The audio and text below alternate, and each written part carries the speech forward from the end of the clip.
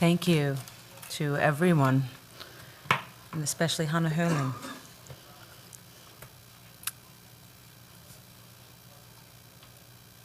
Consider yourselves warned. An assembly of zombies, the living dead, ghosts, avatars, and possessed peoples has taken over where the live bodies of artists took their proud place as performers, bravely occupying galleries and museums, which had hitherto entombed the no longer living art objects of the ages.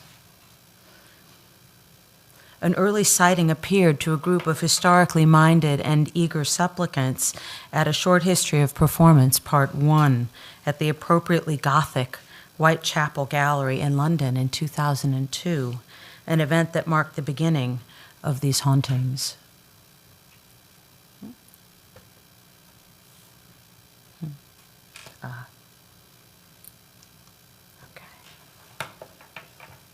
With that event, benchmark works from the 1960s and 1970s by Stuart Brisley, Herman Nitsch, Bruce MacLean, and Yanis Kounelis encountered the tradition of art history in the form of reperformance.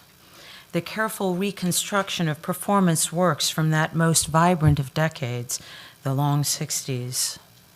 By 2004, Rosalie Goldberg's biennial Performa Festival in New York City had enshrined the form.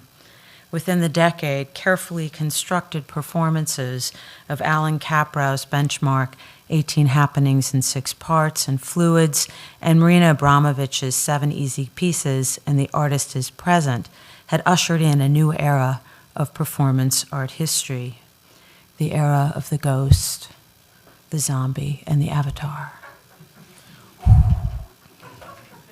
Welcome to the House of the Living Dead.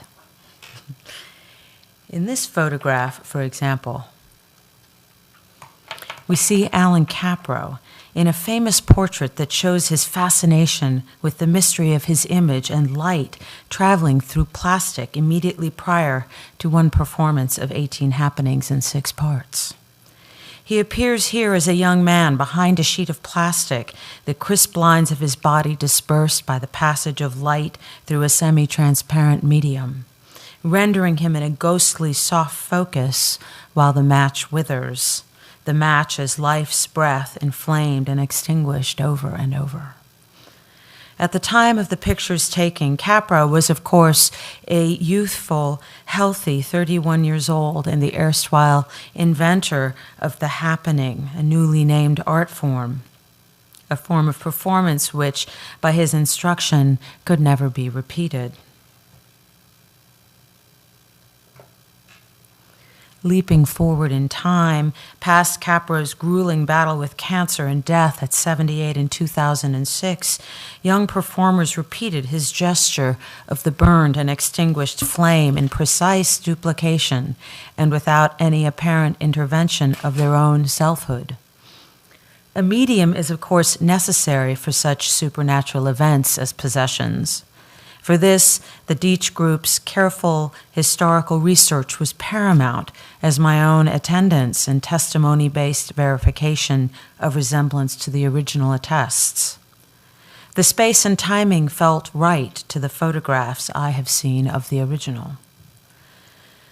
This benchmark artist, long lost to the distancing effects of history, subject to the smoothing finish of the glossy documentary photograph, and usually seen through the gauzy mist of the 1960s avant-garde's faded youth, was finally, by one critic's account, preserved in the flesh. Clearly, the ghost of Caprow found pride of place in the young performer. Perhaps he was attracted by the space, since Deitch Projects, a warehouse in Long Island City, New York, exactly duplicated the dimensions of the Rubin Gallery. But the original work featured performers, including Alan Caprow, with Rosalind Montague, Shirley Pendergast, Lucas Samaras, Janet Weinberger, Robert Whitman, Sam Francis, Red Grooms, George Siegel, and others, including my father, Dick Higgins. As far as I could tell, none of the other ghosts made an appearance. though I'd hoped for a visit with Dick, who had died about 8 years earlier. As part of a privileged audience, we bore witness to the production of a possession in both senses of the term. The performer of Caprow was as much possessed by the ghost of Caprow as we, the audience, bore witness to the production of a performance as a thing, a possession that can be shaped in its own past image, essentially restored to a picture of its former self using elaborate staging and light effects. Careful reconstruction has the power to produce audience access to the having been there that they missed by virtue of historic accident or date of birth. The clamor of the audience after the piece supports this idea. So this is what it was like. This is what it was really like. Was it this slow moving? These cards are telling me where to sit, just like the first time. Now I've seen it.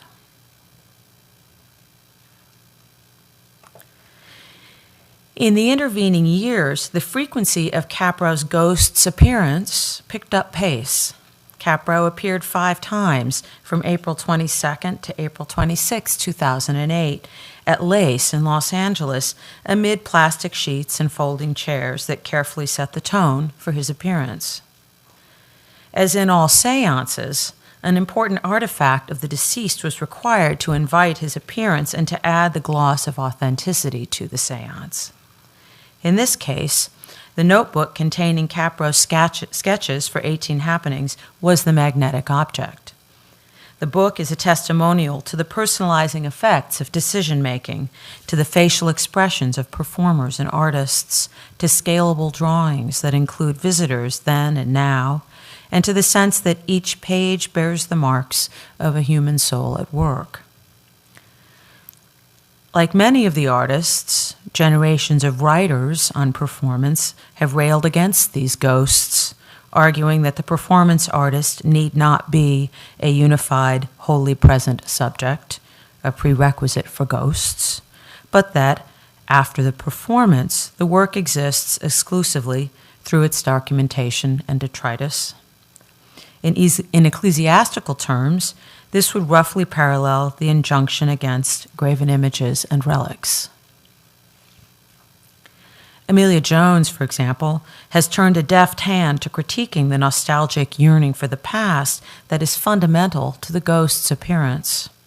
She wrote in 1997, arguably in anticipation of these hauntings, quote, "I approach body artworks through their photographic, textual, oral, video, and/or film traces.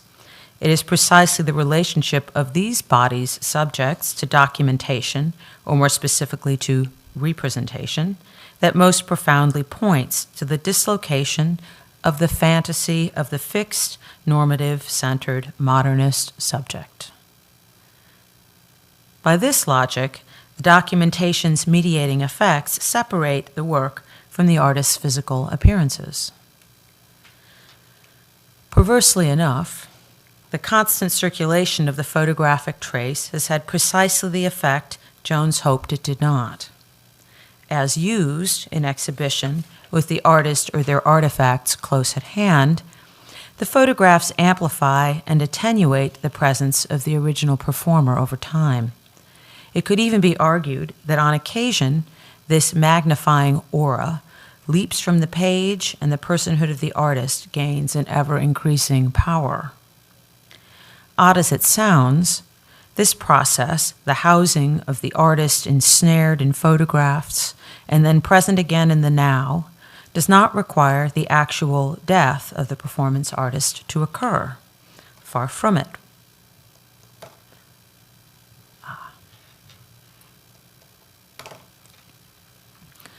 As the archival traces of performance have entered museums, reperformance has become a potent tool in conferring added value to the archive and imbuing the space with the impregnating aura of the artist's emerging ghost. More zombie than ghost, perhaps, in the sense of the living death of the artist, this mutually reinforcing schematic simultaneously absorbs a nostalgic image of the past into an ever more voracious present experience. the past feeling ever more present in the present. The photo, the historic documentation, and the live person produce a heady experiential cocktail that, following the analogy with extreme sport, could be called the extreme now. Indeed, if the artist is sick or aging, this formation could also be said to evoke futurity, the artist's future death encased meaningfully and bodily in the present by way of the viewer's hyper-awareness of time's flow. As this artist said of her high-risk performances in the past, "I was prepared to die." End quote.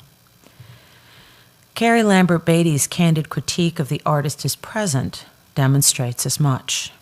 After describing the resonance between the historic images and performances in the exhibition, Lambert Beatty ends with the following observation. Abramovich is a brilliant artist, an electrifying performer, and an art historical legend. Must she be both martyr and superstar as well? End quote. Carefully framed to avoid interactions with the artist as a flesh and blood everyday person, the quasi-religious formality of the performance yielded a hushed quiet, the reverential awe of martyrdom. The audience waited in rapt attention for their time with this martyred superstar. The use of the word martyr here is no accident. Living like this, in a red sleeve as still as the plain table and chair whose right angles mirror her own, for a religious cause, in this case the service of timeless narratives regarding the eternal value of art, even and especially performance art. Instead of worrying for her safety or extending oneself to defend her, as accounts of her historic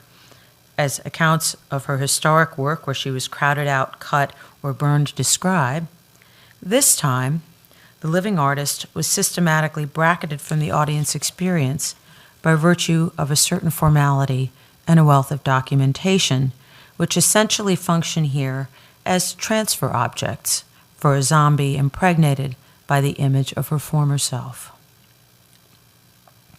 Like the nested rooms of ancient funerary monuments, inside the square walls of the museum space, another box, then another, inside which the visitor's line formed an obedient queue, kept to the margins by another, bold line, an invisible wall that set the stage for the quiet, regimented, idealized encounter.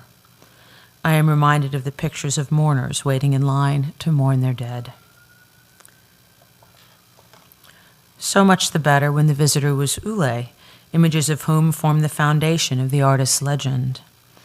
Walking through with the past so present in the present, it became almost impossible to separate the auratic power of the archive from the extreme now that generates, especially after the artist has died, the ghost. Perhaps this is the ultimate meaning of the reperformance of Imponderabilia. All pasts, presents, and futures coexist in the present. Indeed, the artist cannot age. Substitute bodies and digital bodies stand in for her once young self.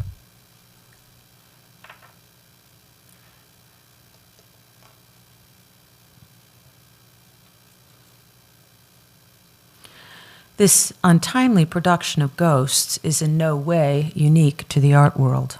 No, not at all. It is as relevant in music history and internet art as it is in considering how best to preserve performance while retaining its value as a mechanism for questioning the experiences we have with art, the role of the artist in society, and imagining new ways of interacting in the world.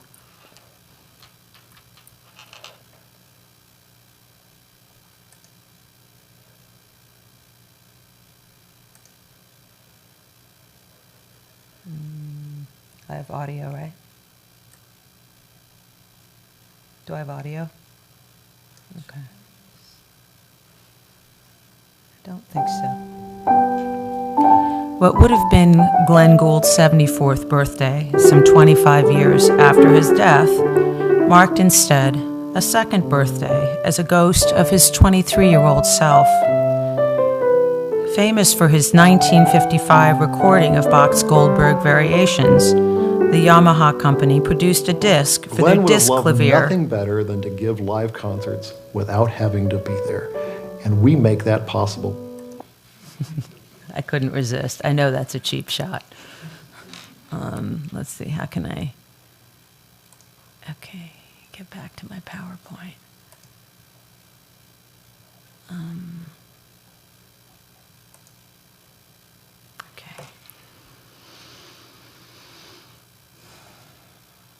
Okay, the Yamaha company produced a disc for their disc clavier that is based precisely, including microtones, on his 1955 performance.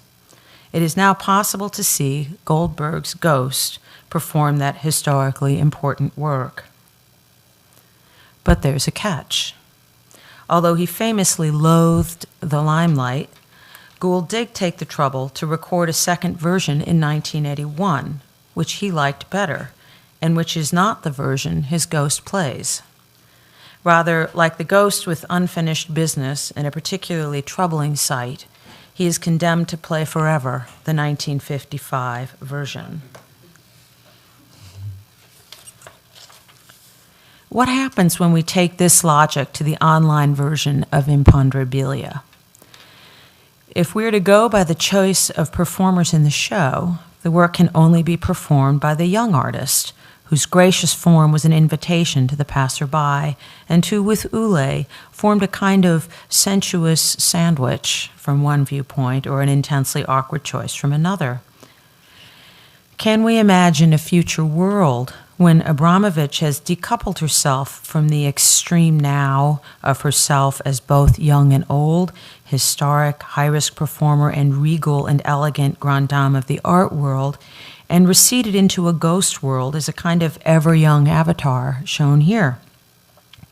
We need to ask ourselves now, while many of these artists are still around. And if this is the best choice for performance, whose value lies in what it teaches us about encountering the world afresh in our bodies, our now bodies, right now. We could ask similar questions of performative objects from the same period. A reperformance of Capro's Fluids depicts the careful insistence on the kind of blocks and the scale of the rectangle, affecting once again the extreme now. Even the latter in this image from Cooper Union seems to be playing the part of the ghost's double to its distant cousin in Pasadena some 40 years earlier. That the new versions would get special lighting that makes them more beautiful than the original seems to augur poorly for the form. As in the MoMA performances, it's like giving a facelift to a corpse. It looks better, but lacks life.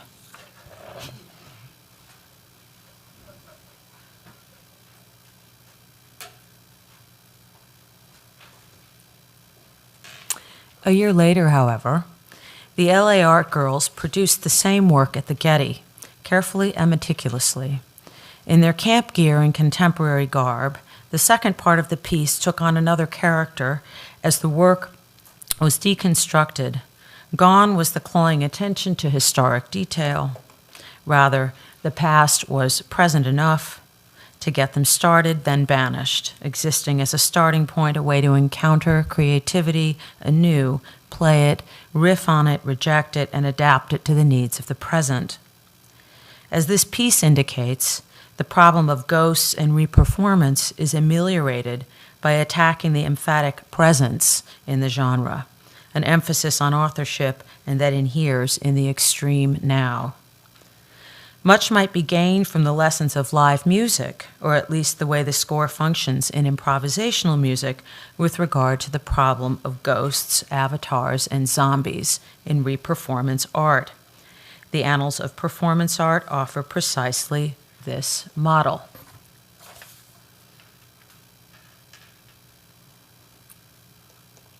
Okay. The type of performance score shown here, called events and invented by George Brecht in John Cage's famous 1958 class in experimental composition at the New School, was intended to be executed simply and repeatedly. In some ways, they are extractions of elements of Cage's music, as shown here. Those of you in the back can't see. I've isolated a little piece from Cage's water music that says pour water from one receptacle to another and back again. So it's a little bit like Brecht's score.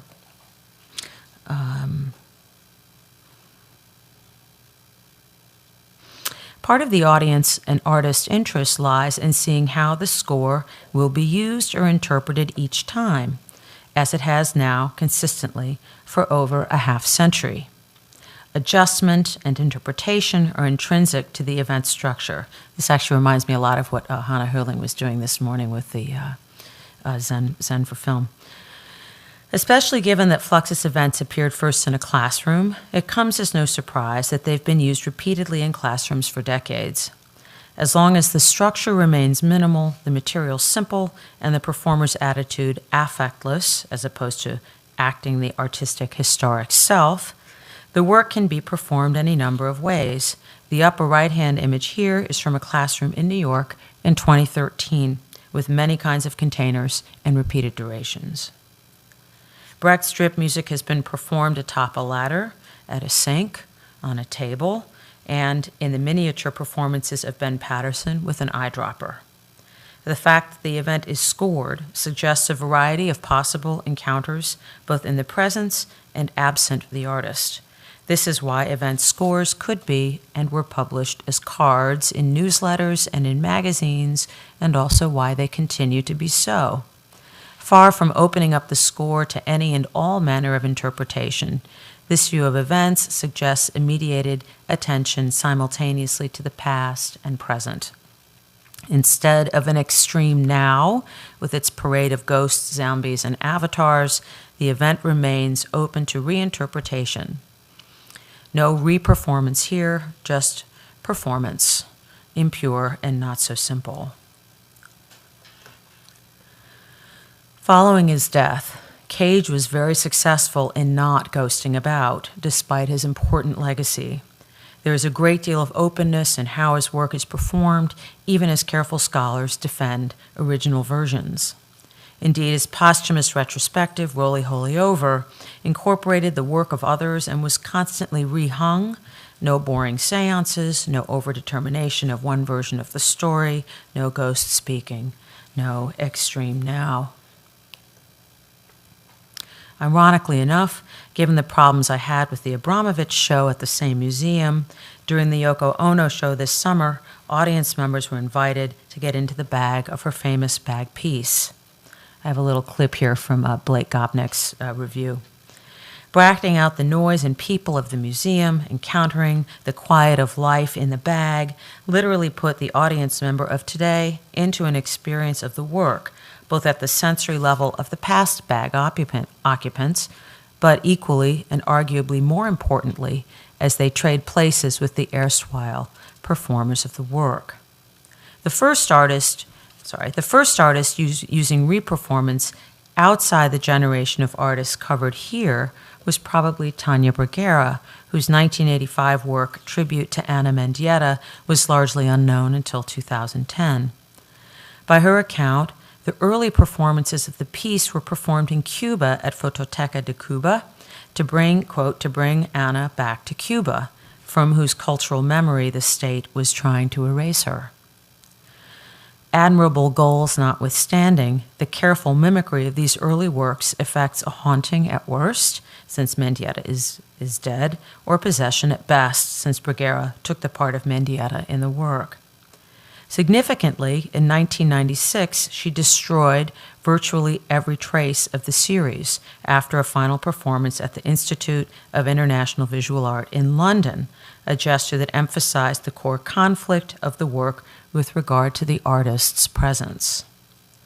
By the time of her retrospective at SUNY Purchase in 2010, she had turned the practice of substituting other bodies for her own she had turned to the practice of substituting other bodies for her own in the presentation of her historic performances, effectively critiquing her own earlier position with regard to the role presence was playing in the phenomenon of reperformance. Enacted by someone else, and minus the omnipresence of historic photographs next to these bodies, the earlier work became a score or point of origin designed to be interpreted anew for subsequent performances. In his review of the show, amusingly titled "The Artist is Absent," since the Abramovich show was happening at the same time, Argentine critic Daniel Quiles described the show as enacting, quote, a de-individualization of performance as biography, end quote, since Bruguera substituted other bodies for her own and enabled them, crucially, to reinterpret her works. Most presciently for today's discussion, in Tatlin's Whisper No. 6, people could come to a podium and speak for 1 minute on anything. Performed in Havana in 2009, the first version of the piece invited audience members to speak about anything at an open microphone for 1 minute. They would be escorted to and from the microphone by people dressed in military garb, and during their speech, a dove would be placed on their shoulder, a parody of the trained doves that landed on Fidel Castro's shoulder in a historic 1959 speech. The mechanics of the work, its time limits, and the escorts and dove effectively parodied the limits of speech in Cuba, and the piece was shut down after 1 minute. The work functioned very differently at the Neuberger, however, where speakers were likewise brought to the stage by actors in military uniform, and which included the doves. Not surprisingly, in a society as apparently open as ours, but where self-censorship rules the day, there was very little to say, and no one took to the microphone. Bruguera returned to Cuba in December of 2014 to re-perform the work at the Plaza of the Revolution in order to draw attention to the oppression of the Cuban people in light of historic changes that month between the governments of Cuba and the U.S. She was arrested, and the work, or rather the widespread distribution of the score as a stable instruction in changing environments, became an international cause as Bruguera's friends sought to get her and the group of dissidents caught up in the sweep out of jail. Bruguera remains in Cuba because she is not guaranteed re-entry. This is, to my mind, re-performance, or rather performance, at its best, and only incidentally because it has become associated with the broader cause of human rights. The artist may be present, to be sure, but can also be absent.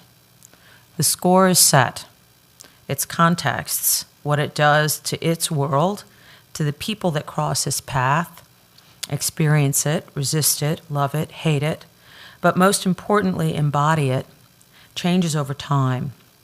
We do well to remember what is arguably the strongest message in the best art performance. Whether in body, mind, by place, space, or in the handling of things, you can't step in the same river twice. Thank you.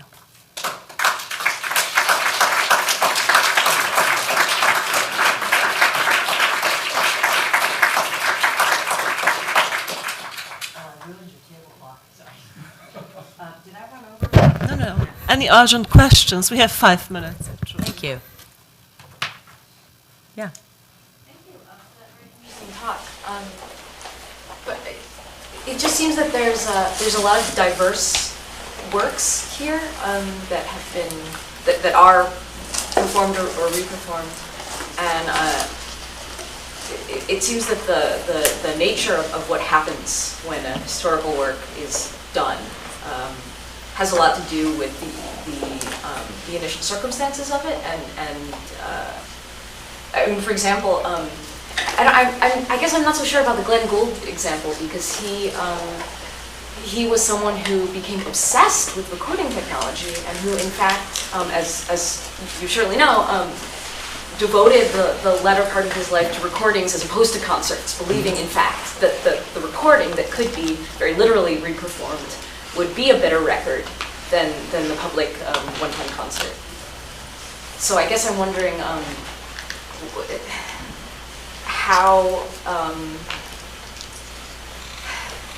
to incorporate the perspective of people exactly like him who are very precisely thinking about the future of those works. Yeah, I think that's such a good, really an excellent point. And the point, I wasn't trying to say, I tend to write things that get really big and then I have to cut it. So I had a section at one point saying that we need not fear the ghosts, right? The point is not to banish the ghosts.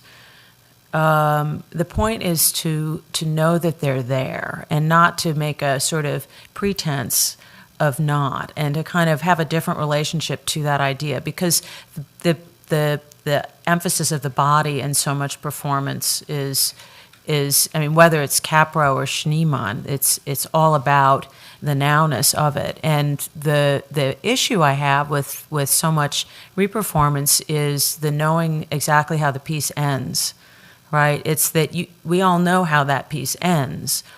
We know what we're supposed to feel when we go through it, and we lose that element of not knowing, which actually is what made the first versions so rich. So that's why I tend to favor even some of the most amateur versions of interacting with this stuff, because they retain some of that not knowing, some of that fun. Glenn Gould is such an interesting example, because it's true. He absolutely embraced the technology, but never has one performer actually been so affiliated with a single piece of music as he is with that exact piece. I mean, I can't think of another example. And that means, I mean, that is what essentially turns that performance of that musical piece into something that resonates with elements of performance art that I think is quite unique to him, and quite distinct from, say, another really excellent performer of virtually anything else. So it's actually kind of a very specific, it has to do with his role vis-a-vis music, the history of musical recording. But I mean, it's such a good point. Thank you. Yeah, it's a good one. Yeah. And taking on what you just spoke about in terms of knowing the end of a performance. So I'm curious to hear what you think about performance entering into museums, because the actual action of them coming into a museum almost kind of forces them into this structure, and therefore it's sort of like you have staff that is going to create that situation by the process of it entering into a museum. So how do you, I mean, you want to maintain this history, and one of the ways to maintain the history is to have a museum display it, but at the same time it's working against exactly what your point is right there. So for me, giving a lot of license to folks who want to interact with the historic material, actually letting them be artists with it, is an extremely dynamic way to curate it, right? It doesn't mean, as I say, we need not fear the ghost, but when you bracket yourself completely and try to become like Capro right down to the match, I have a problem with that. That for me is very, very complicating problem. One of the so some of you know both of my parents are Fluxus artists. That's kind of how I got involved in this, and I love this story of when my mother she has a piece called The Identical Lunch, and the score for that piece is 2 pieces of whole wheat toast, butter, no mayo, and a cup of soup or buttermilk, right? And so she spent about a decade keeping very close record of the lunches she had at this one diner, Risk Foods, down in Chelsea. It doesn't exist anymore. But she would say, tuna fish a little soupy today, or cost a penny more, wonder why. And she kept these, and there were 2 different journals of The Identical Lunch that were published. And so when the Silverman collection entered Museum of Modern Art, they invited her to do a month of lunches, which is great. I couldn't be happier than to have, her get to do this thing. So the recipe goes to the cook in the cafeteria. And the version of the lunch that they served for the month was a tuna fish sandwich on whole wheat toast, butter, no mayo, and a cup of soup or buttermilk. But no mayo didn't mean no mayo on the bread. The way the chef interpreted it was no mayo in the tuna fish salad, which is totally different than her initial intent. And she loved the misreading. So, and so that for me is a kind of any way that an institution can protect, obviously that the legacy, the archives, these things need to be protected, but not in a way that hampers their development. I mean, I think a lot of what I'm hearing today, and I'm so happy because it's so different than even 3 or 5 years ago, is a kind of wanting to let these things live, to really keep them vital by allowing them to change, because it'll be just awful. It'll be so bad, 50 years from now, you see people coming out in some sort of hokey version of what they thought people wore in the 60s, doing these pieces. Anyway, I've gone over 5 minutes, but thank you, Hannah. This was really fun. Thank you. Thank you so much.